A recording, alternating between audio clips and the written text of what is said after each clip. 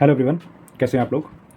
तो आज के सेशन में हम लोग आगे के सेक्शन कवर करेंगे कॉन्ट्रैक्ट एक्ट के। ठीक है, तो इससे पहले हम लोगों ने वो सारे सेक्शन देख रहे थे कि कब वो कौन से ग्राउंड हैं अगर किसी कॉन्ट्रैक्ट में होंगे तो वहाँ पे वो कॉन्ट्रैक्ट फ्री कंसेंट से लिया गया नहीं माना जाएगा। ठीक है, तो अगर वो सारे ग्राउंड्स हैं तो कहा जाएगा कि उस कॉन्ट्रैक्ट में फ्री कंसेंट नहीं है। ठीक है, तो हम लोगों ने सेक्शन 14 देखा कि फ्री कंसेंट कौन कौन से ग्राउंड है, कि जब किसी कॉन्ट्रैक्ट को ये नहीं बोला जाएगा कि उस कॉन्ट्रैक्ट में जो कंसेंट ली गई है वो फ्री कंसेंट है। तो हम लोगों ने कोवर्शन देखा, अंडर इन्फ्लुएंस देखा, फ्रॉड और मिसरिप्रेजेंटेशन। ठीक, ये सब डिटेल में पढ़ लिया। अगर आपने नहीं देखा है तो आप ये इससे पहले वाली वीडियोस देखिए जिसमें हमने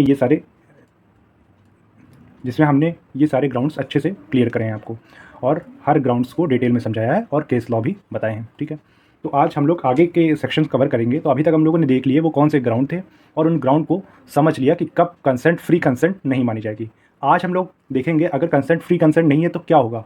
तो ये हम लोगों को सेक्शन 19 बताता है कि कब अगर वो सारे ग्राउंड्स जो हैं जो सेक्शन 19 में बताए गए हैं वो किसी कॉन्ट्रैक्ट में है तो वहाँ पे फ्री कंसेंट नहीं होगा, और क्योंकि वहाँ पे फ्री कंसेंट नहीं होगा तो वो जितने भी एग्रीमेंट होंगे वो वॉइडेबल होंगे। मींस उनको किसी एक पार्टी के ऑप्शन पे वॉइड करार कर दिया जाएगा। वॉइड और वॉइडेबल में हम लोगों ने डिफरेंस देखा था कि जो वॉइड होता है वो शुरुआत से वॉइड होता है, वॉइड एब इनिशियो होता है, वो शुरुआत से ही वॉइड होता है। और वॉइडेबल मतलब होता है कि वो कॉन्ट्रैक्ट तो वैलिड है लेकिन किसी एक पार्टी के ऑप्शन पे उसको वॉइड करार किया जा सकता है। ठीक है, तो वो एग्रीमेंट इसमें बताया गया कि अगर किसी एग्रीमेंट में जो कंसेंट है वो या तो कोवर्शन या फ्रॉड या मिस रिप्रेजेंटेशन के आधार पर ली गई है तो जो एग्रीमेंट होगा उस कॉन्ट्रैक्ट में जो भी एग्रीमेंट होगा वो वॉइडेबल होगा। ठीक है, और किसी एक वॉइडेबल में जो हम लोगों ने समझा कि किसी एक पार्टी के ऑप्शन पे वो जो कॉन्ट्रैक्ट होगा वो वॉइडेबल होगा। तो जब किसी का when consent to an agreement is caused by coercion, fraud और मिस रिप्रेजेंटेशन, जब जो कंसेंट होती है, पार्टी की जो सहमति होती है वो इन आधारों पे ली जाती है, कोवर्शन, फ्रॉड और मिस रिप्रेजेंटेशन। इसमें अंडू इन्फ्लुएंस की बात नहीं की गई है। अंडू इन्फ्लुएंस की बात सेक्शन 19A में की गई है। इसमें इन तीन चीज़ की बात की गई है कि अगर किसी कॉन्ट्रैक्ट में या तो कोवर्शन है या फ्रॉड है या मिस रिप्रेजेंटेशन है, अगर ये कुछ है तब जो वो एग्रीमेंट होगा जो कि कॉन्ट्रैक्ट उन लोगों में बना है, क्योंकि इसमें ये सब है तो वहाँ पे फ्री कंसेंट नहीं होगा, तो वो वॉइडेबल होगा किसी भी एक पार्टी के ऑप्शन पे जिसकी कंसेंट इन आधारों पे ली गई है, party whose consent was so caused. तो अगर किसी पार्टी की इन आधारों पे कंसेंट ली गई है तो वो कंसेंट वॉइडेबल, तो वो जो कॉन्ट्रैक्ट होगा वो वॉइडेबल होगा। ठीक है, उसको उस पार्टी के ऑप्शन पे जिस पार्टी के साथ कोवर्शन या फिर फ्रॉड या फिर मिस रिप्रेजेंटेशन करके कंसेंट ली गई है तो उस पार्टी के ऑप्शन पे उस कॉन्ट्रैक्ट को वॉइड कर दिया जाएगा। तो ऐसे कॉन्ट्रैक्ट को वॉइडेबल कहा जाता है जब किसी एक पार्टी के ऑप्शन पे जिसके साथ ये फ्रॉड, कोवर्शन या मिस रिप्रेजेंटेशन हुआ है और उसकी फ्री कंसेंट नहीं है, उसकी ऑप्शन पे उस कॉन्ट्रैक्ट को वॉइड कर दिया जाएगा। ठीक है, तो जो पहला वाला क्राइटेरिया है इस सेक्शन का, उसमें हम लोगों ने देखा कि अगर किसी भी कॉन्ट्रैक्ट में कोवर्शन, फ्रॉड और मिस रिप्रेजेंटेशन है तो वो वॉइडेबल हो जाएगा। ठीक है, उस पार्टी के ऑप्शन पे जिसके साथ कोवर्शन, फ्रॉड और मिस रिप्रेजेंटेशन हुआ है। दूसरा क्राइटेरिया सेक्शन 19 का ये बात करता है कि उस दूसरी पार्टी के पास ये भी ऑप्शन है कि वो उस कॉन्ट्रैक्ट को वॉइड ना करा के दूसरी पार्टी पे दबाव डाल सकती है कि वो उस कॉन्ट्रैक्ट को परफॉर्म करे। कैसे, अब देखिए, a party to a contract, जो कॉन्ट्रैक्ट की पार्टीज हैं whose consent was caused by fraud और मिस रिप्रेजेंटेशन, उनमें से जिसकी कंसेंट फ्रॉड और मिस रिप्रेजेंटेशन के आधार पर ली गई है, या तो फ्रॉड या मिस रिप्रेजेंटेशन के आधार पर ली गई है। और फ्रॉड मिस रिप्रेजेंटेशन को हम लोग बहुत अच्छे से इससे पहले के सेक्शन में समझ चुके हैं, तो अगर आपने वीडियो नहीं देखी तो वो जरूर देखिएगा। ठीक है, तो अगर किसी कॉन्ट्रैक्ट की पार्टी की कंसेंट या तो फ्रॉड या मिस रिप्रेजेंटेशन के आधार पर ली गई है तो उस पार्टी के पास पहला ऑप्शन तो हम लोगों ने देखा कि वो वॉइड करा सकती है। दूसरा, अगर उस पार्टी को लगता है, सही लगता है अगर, तो वो दूसरी पार्टी पे दबाव डाल सकती है, इंसिस्ट कर सकती है कि वो उस कॉन्ट्रैक्ट को परफॉर्म करे, और जिसके साथ फ्रॉड या मिस रिप्रेजेंटेशन हुआ है, he shall be put in the position in which he would have been, उसको उस पोजीशन में रखे जिस पोजीशन में वो होता अगर जो स्टेटमेंट उससे कही गई थी वो सच है। इसको ऐसे समझिए कि इसमें ये कहा गया है कि किसी एक व्यक्ति के साथ फ्रॉड हुआ है। ठीक है, ऐसे समझिए एग्जाम्पल से, ए और बी में एक कॉन्ट्रैक्ट हुआ है। ठीक है, ये कॉन्ट्रैक्ट हुआ है, तो ए ने बी से जो कॉन्ट्रैक्ट किया है वो फ्रॉड के थ्रू किया है। ठीक है, एक फ्रॉड किया है। फ्रॉड मतलब एक फ्रॉड को हम लोग समझ चुके हैं, आप ऐसे समझ लीजिए, इसने एक कोई फॉल्स स्टेटमेंट बताई, एक फॉल्स स्टेटमेंट बताया बी को। ठीक है, तो उस झूठी स्टेटमेंट पे इसने बिलीव करा और इसको लगता है कि वो सच है, तो इसने इसके साथ कॉन्ट्रैक्ट कर लिया। लेकिन अब वो चाहता है कि जिस चीज़ को झूठ बोला गया है, जिसको मैं सच समझ के इस कॉन्ट्रैक्ट में एंटर करा हूँ, उस चीज़ को अब सच करा जाए, उस चीज़ को परफॉर्म करा जाए ए के द्वारा, जिससे मैं इस कॉन्ट्रैक्ट के इसी पोजीशन में रहूँ। मुझे वॉइड नहीं करना है, मुझे इसी पोजीशन में रहना है। ऐसे समझिए, इस जो ये वाला पैराग्राफ है, आपको इस एग्जांपल से समझेंगे, इस इलस्ट्रेशन सी से समझेंगे तो बहुत अच्छे से समझ में आएगा। A fraudulently informed B that A state is free from encumbrance, B thereupon by the state। जो A है उसने फ्रॉड करा B के साथ और बताया कि जो उसकी प्रॉपर्टी है वो फ्री फ्रॉम इनकम्बरेंस है, उस पर किसी भी प्रकार की कोई लायबिलिटी नहीं है, ठीक है। बी ने इस बात पे भरोसा करके बी ने ए की इस स्टेटमेंट पे भरोसा करके कि उसकी प्रॉपर्टी फ्री फ्रॉम इनकम्बरेंस है, उसने उससे प्रॉपर्टी खरीद ली। बाद में बी को पता चलता है कि जो उसकी प्रॉपर्टी है वो मॉर्टगेज्ड है, मतलब वो गिरवी है किसी के पास, ठीक है। अब बी के पास ऑप्शन है, या तो इस कॉन्ट्रैक्ट को अवॉइड कर दे, वॉइड करवा दे, या फिर वो दबाव डाल सकता है ए पे कि इस कॉन्ट्रैक्ट को पूरा किया जाए और जो उसकी मॉर्टगेज अमाउंट है वो ए के द्वारा पेमेंट कर दिया जाए। ऐसे समझिए, ए ने कहा कि जो मेरी जो ये प्रॉपर्टी है वो फ्री फ्रॉम इनकम्बरेंस है, ठीक है, इस पर किसी तरीके की कोई लायबिलिटी नहीं है, और बी ने इस बात पे, इसकी इस स्टेटमेंट पे ये घर खरीद लिया इससे। अब बी चाहता है, बी को बाद में जब पता चला कि जो ये प्रॉपर्टी है सी के पास गिरवी है, ठीक है, इसके पास ये मॉर्टगेज्ड है,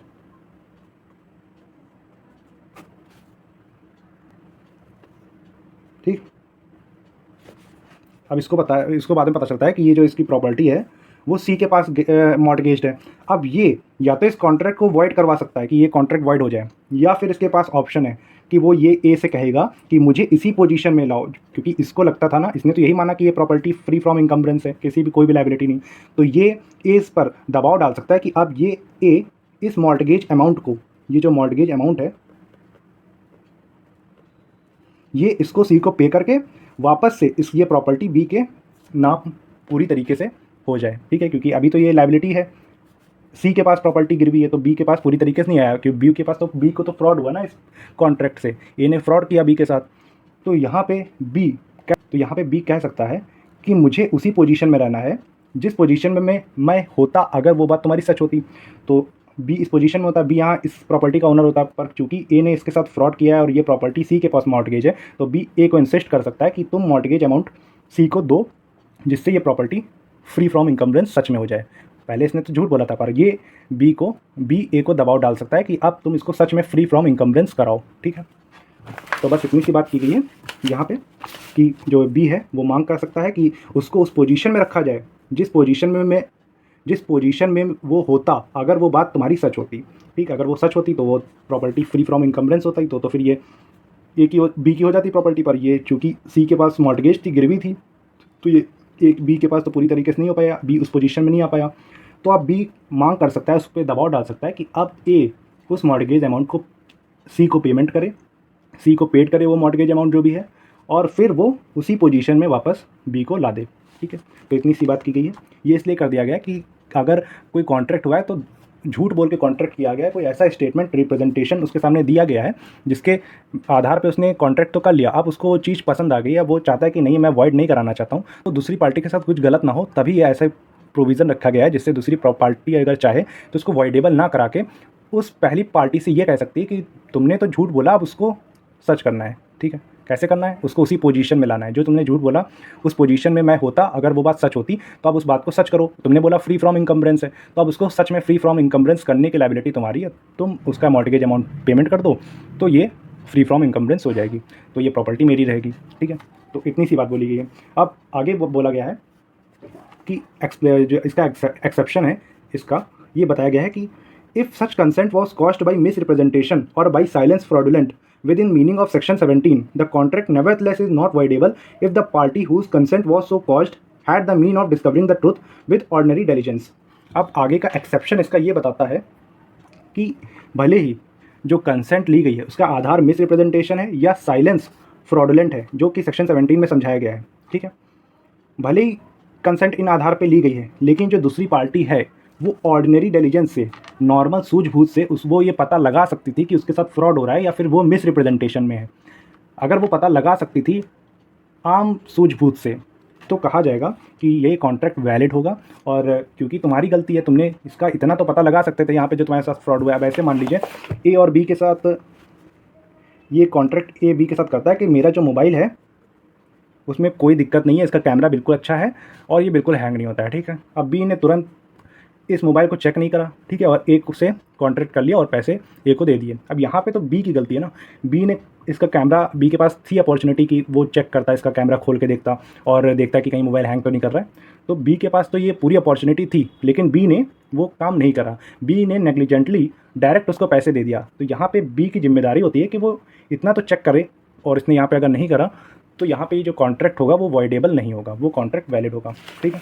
तो एक्सेप्शन इतनी सी बात करता है कि भले ही कंसेंट में अगर फ्रॉड और मिसरिप्रेजेंटेशन है, और लेकिन अगर दूसरी पार्टी उस बात का डिस्कवर कर सकती है, अगर उस ट्रुथ को डिस्कवर कर सकती है, सच डिस्कवर कर सकती है, जान सकती है नॉर्मल ऑर्डिनरी डिलीजेंस से, तो कहा जाएगा कि वो कॉन्ट्रैक्ट वैलिड कॉन्ट्रैक्ट होगा, ठीक है। अब आगे का एक्सप्लेनेशन बोलता है, अ फ्रॉड और misrepresentation which did not cause the consent to a contract of a party on whom such fraud was practised or to whom such misrepresentation was made does not render the contract voidable.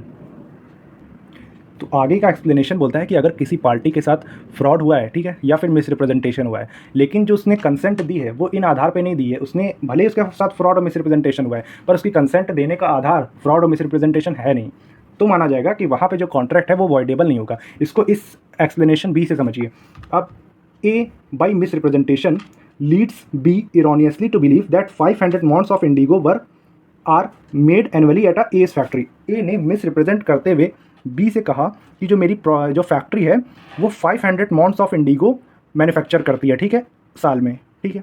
अब जो B है उसने इसकी बात को, भले इसने misrepresentation करा, लेकिन बी ने यहाँ पे अपना खुद एक प्रॉपर्टी का अकाउंट्स एग्जामिन करे और वहाँ से उसने पाया, उसने देखा कि जो इसकी फैक्ट्री है वो 500 मॉन्ट्स नहीं 400 मॉन्ट्स पर ईयर मैन्युफैक्चर करती है। तो यहाँ पे बी ने खुद एग्जामिन कर लिए उसके अकाउंट्स, उसको पता चल गया कि जो ए है वो मिसरिप्रेजेंट कर रहा है फैक्ट को, उसको ए को भी नहीं पता, ए कोई फ्रॉड नहीं कर रहा, मिसरिप्रेजेंटेशन मतलब ए को भी पता नहीं है उस बारे में, लेकिन बी को पता चल गया, उसने एग्जामिन कर लिया कि 500 मॉन्ट्स नहीं 400 मॉन्ट्स मैन्युफैक्चर करती है फैक्ट्री। तब अगर बी ने ए की फैक्ट्री खरीद ली तो यहाँ पे ये जो कॉन्ट्रैक्ट होगा वो वॉइडेबल कॉन्ट्रैक्ट नहीं होगा, कि वो वैलिड कॉन्ट्रैक्ट होगा, क्योंकि यहाँ पे जो कंसेंट है, बी ने जो कंसेंट दी है वो खुद एग्जामिन करके दी है, उसने इस मिसरिप्रेजेंटेशन के आधार पे दी ही नहीं कंसेंट, उसने खुद एग्जामिन किया है, खुद सारे रजिस्टर अकाउंट्स उसने एग्जामिन करे, तब उसको पता चला कि वो जो कंपनी है, फैक्ट्री है, वो 500 इंडिगो नहीं 400 इंडिगो में मैन्युफैक्चर करती है, ठीक है। तो बस इतना सा इसमें बोलते हैं। और ये वाली लाइन एक बार फिर से समझ लीजिए अगर आपको कन्फ्यूजन हो रही है। तो आप party to a contract whose consent was caused by fraud और मिसरिप्रेजेंटेशन में if he think fit insist that the contract shall be performed. वो पार्टी जिसके साथ या तो फ्रॉड या मिसरिप्रेजेंटेशन हुआ है वो दूसरी पार्टी पे दबाव डाल सकती है कि उसको उसी पोजीशन में लाया जाए। He shall be put in the position in which, जिस पोजीशन में वो होती अगर जो उसके साथ सामने जो फैक्ट रिप्रेजेंट किए गए, जो फैक्ट उसको बताए गए हैं वो सच होती। मीन्स अब ये इसका इलस्ट्रेशन सी, जैसे इसने बोला था कि ये फ्री फ्रॉम इनकम्बरेंस है, तो अब ये चाहे जो बी जिसको बोला गया कि फ्री फ्रॉम इनकम्बरेंस है उसकी प्रॉपर्टी, तो बी चाहती है, बी चाहे तो वापस उस पोजीशन में आने के लिए इस पर दबाव डाल सकती है कि अब तुम इसका जो मॉर्टगेज अमाउंट है वो तुम पे करो, ठीक है। अब ये जो पहला इलस्ट्रेशन है वो देख लेते हैं। 2 इलस्ट्रेशन हम लोगों ने देख लिया, इसमें आप डाल लीजिएगा रीड विद इलस्ट्रेशन सी, ठीक है। अब पहला ला, A intending to deceive B falsely represent that 500 maunds of indigo are made annually as factory and thereby induce B to buy the factory, the contract is voidable at the option of B. अब ये voidable का simple सी बात करता है कि ए ने B से को धोखा दिया, ठीक है। यहाँ पे बी ने रिकॉर्ड नहीं चेक करे, ए ने बी को धोखा दिया कि जो मेरी फैक्ट्री है वो 500 मॉन्ट्स पर ईयर मैन्युफैक्चर करती है, ठीक है। और ए की इस बात पे विश्वास करके बी ने उसकी फैक्ट्री खरीद ली। बाद में उसको पता चलता है कि ये 5,000 नहीं 500 नहीं 400 months Indigo per year manufacture करती है। तो यहाँ पे बी के पास ऑप्शन है कि वो कॉन्ट्रैक्ट को वॉइडेबल करा सकती है, लेकिन यहाँ पे इसके पास ऑप्शन इसलिए नहीं है क्योंकि इसने कॉन्ट्रैक्ट में एंटर होने से पहले खुद एग्जामिन करा उसको कि अकाउंट्स कैसे हैं। तो उसने अकाउंट्स को एग्जामिन करने के बाद उसको पता चल गया कि उसकी फैक्ट्री 500 नहीं 400 मॉन्ट्स पर ईयर मैन्युफैक्चर करती है। तो यहाँ पे जो मिसरिप्रेजेंटेशन हुआ है तो इस आधार पे उसने कंसेंट दी नहीं, उसने खुद एग्जामिन किया है, उस आधार पे उसने कंसेंट दी है, तो यहाँ पे वो वॉइडेबल नहीं होगी, यहाँ पे वो वॉइडेबल हो जाएगी, ठीक है। और यहाँ पे क्योंकि वो जो हम लोगों ने दूसरा पैराग्राफ देखा कि वो पार्टी उस पर इंसिस्ट कर सकती है कि उसको उसी पोजीशन में लाया जाए जिस पोजीशन में वो होती अगर वो बात सच होती, ठीक है। तो ये हम लोगों ने समझ लिया। और आगे ये बोला गया है दूसरा इलस्ट्रेशन, चौथा इलस्ट्रेशन है जो इलस्ट्रेशन डी, उसमें बोला गया कि जो बी है वो ए की प्रॉपर्टी में उसको एक और का पता चलता है कि ए की प्रॉपर्टी में एक ऐसा और है डिस्कवर, एक ऐसा मतलब कोई मिनरल या फिर कोई ऐसा रॉक है जो कि बहुत वैल्यूएबल है, ठीक है, वो उसकी प्रॉपर्टी में है। ए को इसकी नॉलेज नहीं है अपनी इस प्रॉपर्टी के, इस और के बारे में ए को कोई नॉलेज नहीं है। तो ए ने जो बी है उसको ये पता था कि ए को इस चीज़ की नॉलेज नहीं है, तो बी ने इसका फ़ायदा उठा के, इसकी लैक ऑफ नॉलेज का फ़ायदा उठा के इसकी जो प्रॉपर्टी है वो अंडर वैल्यू में खरीद ली, कम रेट में खरीद ली, ठीक है, अंडर वैल्यू में खरीद ली।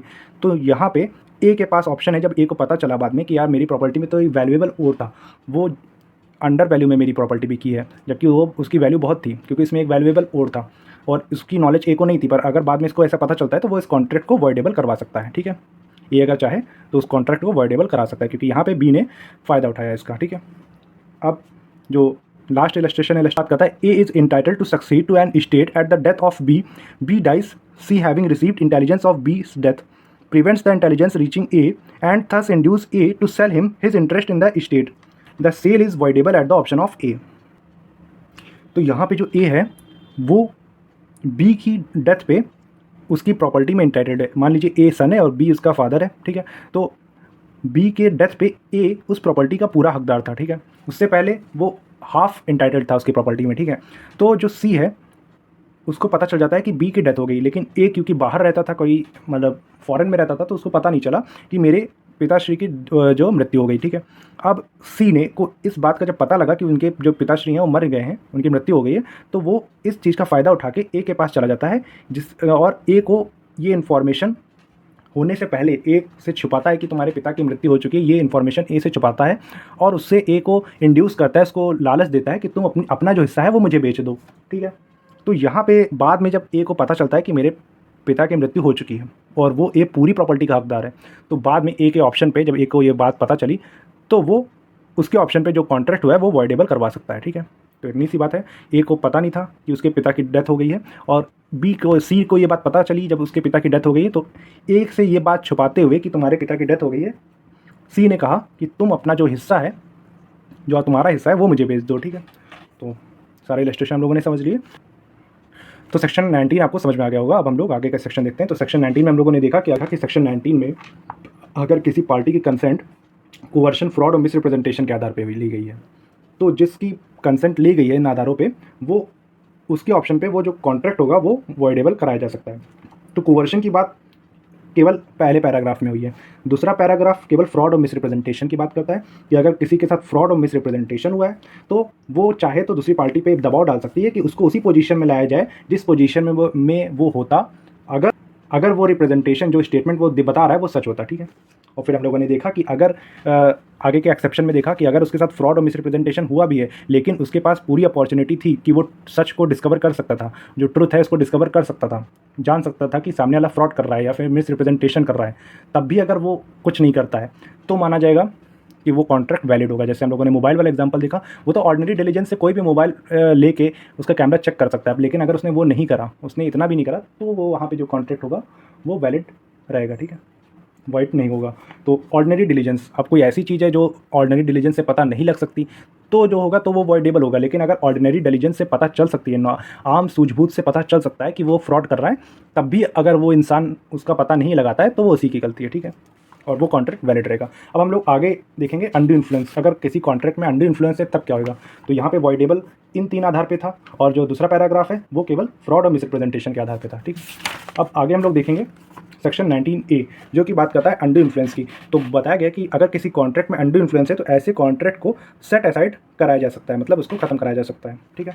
कैसे, तो when consent to an agreement is caused by undue influence, the agreement is a contract voidable at the option of the party whose consent was so caused। तो अगर किसी कॉन्ट्रैक्ट में किसी एक पार्टी पे अंडू इन्फ्लुएंस डाला गया है, ठीक है, उस आधार पे अगर उसने अपनी कंसेंट दी है तो ऐसी कंसेंट के आधार पे जो कॉन्ट्रैक्ट हुआ है उसको सेट असाइड कर दिया जाएगा, मींस उसको वॉइडेबल कर दिया जाएगा उस पार्टी के ऑप्शन पे जिसके साथ अंडू इन्फ्लुएंस जिस पे किया गया है। अंडू इन्फ्लुएंस हम लोगों ने देखा था कि अगर कोई अपनी पोजीशन या अपनी रिलेशनशिप का फ़ायदा उठा के दूसरे के साथ उसकी जो दूसरे की विल को डोमिनेट करता है तो माना जाएगा कि उसने अंडर इन्फ्लुएंस किया, ठीक है। तो हम लोगों ने वो समझ चुके हैं इससे पहले के सेक्शन में, तो आप देखिएगा, ठीक है उसको। तो यहाँ पे बोला गया कि अगर कोई कंसेंट इन आधार पे ली गई है, अंडू इन्फ्लुएंस के आधार पे ली गई है, तो जो ऐसा कॉन्ट्रैक्ट होगा, ऐसा जो एग्रीमेंट होगा उस कॉन्ट्रैक्ट में, वो वॉइडेबल होगा, ठीक है। और आगे बोला गया कि any such contract may be set aside either absolutely or if party who was entitled to avoid it has receive any benefit thereunder upon such term and condition as to court may just deem fit, ठीक है। अब आगे यहाँ बोला गया है कि अगर या जो यहाँ पे अंडू इन्फ्लुएंस है, तो उस पार्टी के पास ऑप्शन है कि वो पूरी तरीके से उस कॉन्ट्रैक्ट को एब्सोल्युटली सेट असाइड करा सकती है, मतलब वॉइड करवा सकती है, ठीक है।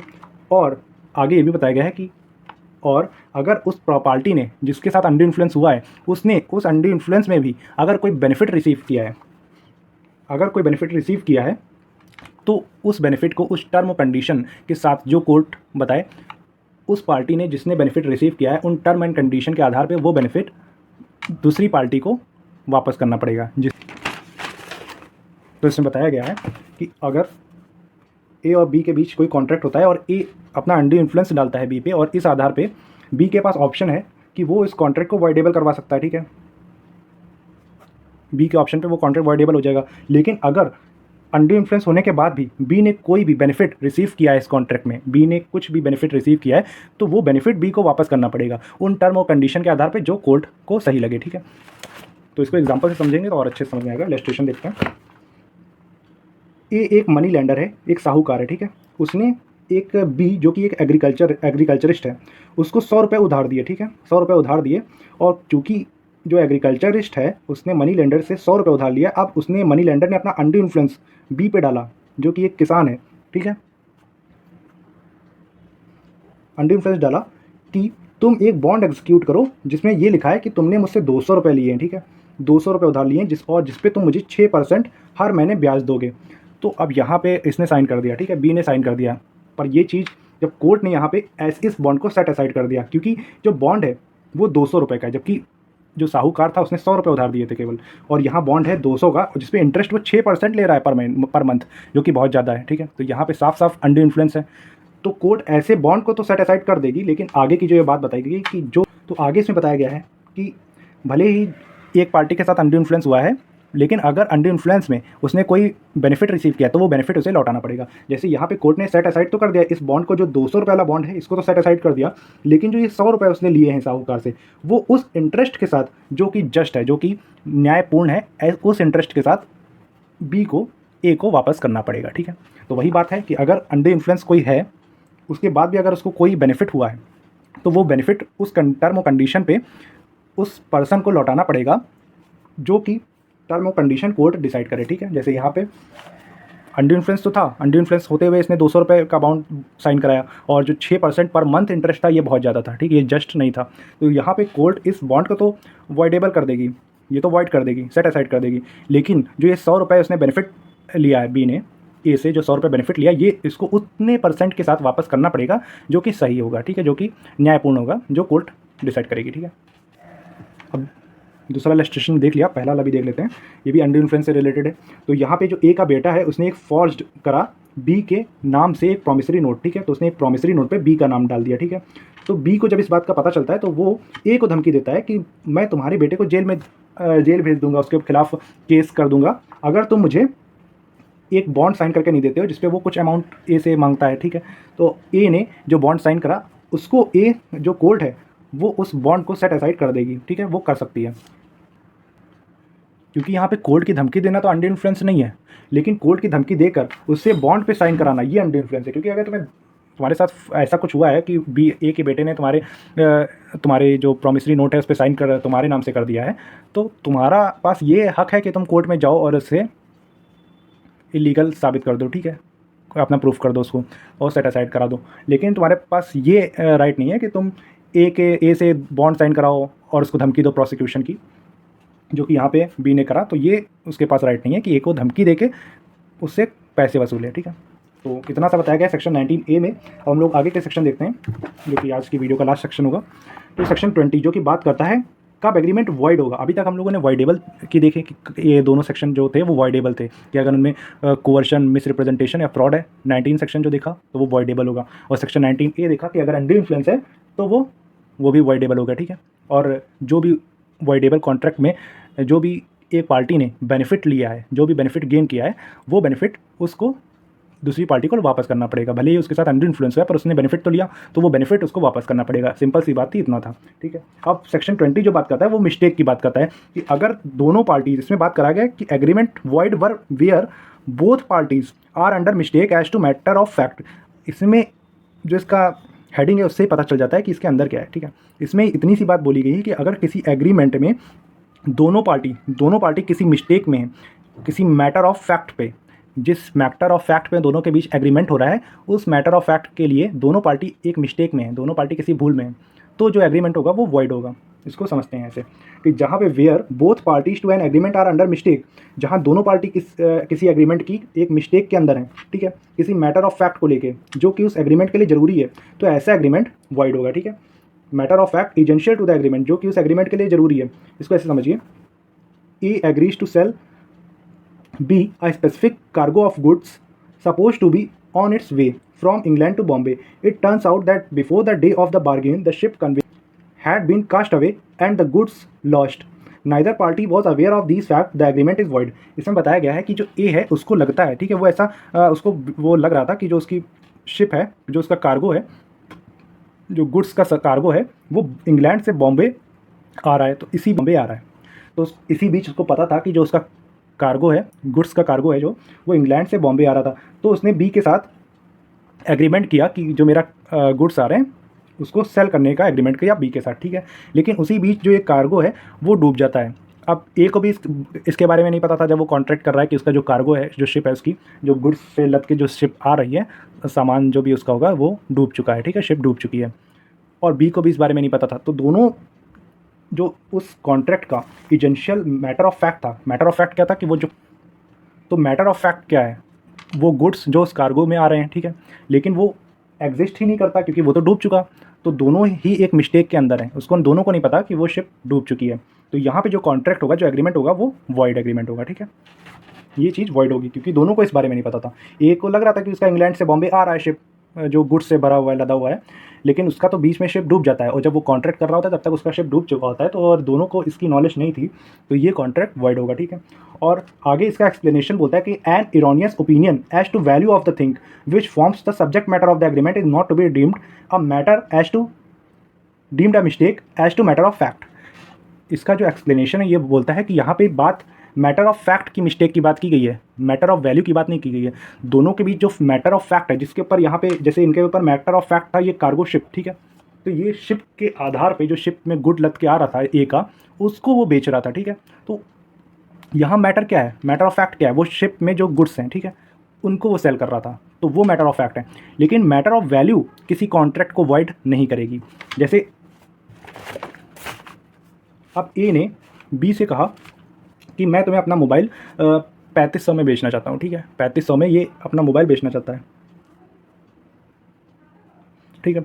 बी ने कहा, बी इसको एक्सेप्ट कर लेता है, बी ये सोचता है, वो बिलीव करता है कि वो 3000 में तो दे ही देगा ए को, तो यहाँ पे ये वॉइड नहीं हो जाएगा एग्रीमेंट, इन दोनों के जो एग्रीमेंट हुआ है वॉइड नहीं होगा। क्योंकि अब मान लीजिए वो मोबाइल की जो बात कर रहा था, वो मोबाइल पहले से ही खो गया है, ठीक है, और ए को इस बात के बारे में पता ही नहीं थी, तो यहाँ मैटर ऑफ फैक्ट अगर मिस्टेक में था, दोनों पार्टी इस मैटर ऑफ फैक्ट के मिस्टेक में थी कि जिस चीज़ में डील कर रही है वो चीज़ एग्जिस्ट ही नहीं कर रही है, या फिर वो चीज़ डूब चुकी या फिर खो चुकी, जो भी है, ठीक है, तो उसको मिस्टेक माना जाएगा। लेकिन अगर दोनों की में से किसी की बिलीव है, उनके बीच जो रिलेटेड जो, तो दोनों के बीच जो वैल्यू का ओपिनियन है, अगर वो अलग है, इरोनियस है, तो उसको मिस्टेक नहीं माना जाएगा और वो एग्रीमेंट वॉइड नहीं होगा, ठीक है। तो एन इरोनियस ओपिनियन, अगर दोनों का ओपिनियन इरोनियस है किसी वैल्यू को लेके, किसी थिंग की जो सब्जेक्ट मैटर है उसकी वैल्यू को लेकर अगर है, तो वहाँ पे मिस्टेक नहीं माना जाएगा, और क्योंकि वहाँ पे मिस्टेक नहीं माना जाएगा तो वो जो एग्रीमेंट होगा वो वॉइड नहीं होगा, ठीक है। तो हम लोगों ने मैटर ऑफ फैक्ट को देखा कि जो सेक्शन 20 है वो मैटर ऑफ फैक्ट की बात करता है कि अगर मैटर ऑफ फैक्ट में दोनों पार्टी अगर मिस्टेक कर रही हैं, वो मैटर ऑफ फैक्ट के बेसिस पे कर रही हैं, तो वहाँ पे जो कॉन्ट्रैक्ट होगा वो वॉइड होगा। लेकिन अगर उसकी वैल्यू पे कर रही हैं और दोनों की जो इरोनियस ओपिनियन है वो उसकी वैल्यू को लेके, तो वहाँ पे वो जो कॉन्ट्रैक्ट हो वो वॉइड नहीं होगा, ठीक है। और जो एक और इलस्ट्रेशन देख लेते हैं, A being entitled to an estate for the life of B, ठीक है। जो ए है वो जब तक बी जिंदा है उसकी प्रॉपर्टी में हकदार है, ठीक है। ए उसकी प्रॉपर्टी में के लिए इंटाइटल्ड है जब तक कि बी जिंदा है, ठीक है। और वो सी को, तो ए सी को अपनी प्रॉपर्टी बेचना चाहता है, वो सी को अपनी प्रॉपर्टी बेच रहा होता है, लेकिन उसी बीच जब वो बेच रहा होता है उसी बीच बी की मृत्यु हो जाती है, बी मर जाता है, ठीक है। तो जो और दोनों पार्टी को इस बारे में नहीं पता था कि बी मर चुका है। अब क्योंकि बी मर चुका है तो अब यहाँ पे ए इंटाइटल्ड नहीं है इस प्रॉपर्टी के लिए, क्योंकि ए तभी तक इंटाइटल्ड था जब तक बी जिंदा था, ठीक है, लाइफ ऑफ बी। तो अब यहाँ पे बी मर चुका है, तो यहाँ पे जो दोनों लोग मैटर ऑफ फैक्ट के लिए दोनों पार्टी मिस्टेक कर रही हैं मैटर ऑफ फैक्ट पे। दोनों पार्टी को नहीं पता कि जो ए के पास अब ए इंटाइटल्ड ही नहीं है, और ए को भी नहीं पता कि वो इंटाइटल्ड नहीं है क्योंकि बी की डेथ हो चुकी है। तो यहाँ पे जो एग्रीमेंट होगा वो वॉइड एग्रीमेंट होगा, ठीक है। तो आज हम लोगों ने क्या क्या देखा, सेक्शन 19 जो कि बात करता है कि कब एग्रीमेंट फ्री कंसेंट का नहीं होगा। जब एग्रीमेंट फ्री कंसेंट का नहीं होगा तो उसको वॉइडेबल कर दिया जाएगा। तो हम लोगों ने इसमें कोवर्शन, फ्रॉड और मिसरिप्रेजेंटेशन देखा, और ये भी देखा कि अगर कोई पार्टी चाहे तो दूसरी पार्टी पर दबाव डाल सकती है कि उसको उसी पोजीशन में लाया जाए जिस पोजीशन में वो होती अगर वो स्टेटमेंट जो उससे कहा गया है वो सच होता, ठीक है। और हम लोगों ने सारे इलस्ट्रेशन भी देखे। और 19A जो कि अंडर इन्फ्लुएंस की बात करता है कि अगर किसी कॉन्ट्रैक्ट में अंडर इन्फ्लुएंस है तो उसको भी सेट असाइड कर दिया जा सकता है, उसको वॉइडेबल कराया जा सकता है, ठीक है। और सेक्शन 20 में हम लोगों ने मिस्टेक देखा, मिस्टेक ऑफ फैक्ट को देखा, ठीक है। आगे के सेक्शन हम लोग नेक्स्ट वीडियो में देखेंगे। तो आज के लिए इतने ही रखते हैं, और वीडियो अच्छी लगी तो वीडियो को लाइक करिएगा और चैनल को सब्सक्राइब कर लो, ठीक है। और सब्सक्राइब कर लोगे तो यार अच्छा लगता है वीडियो डालते भी। तो चलो मिलते हैं नेक्स्ट वीडियो में, थैंक यू।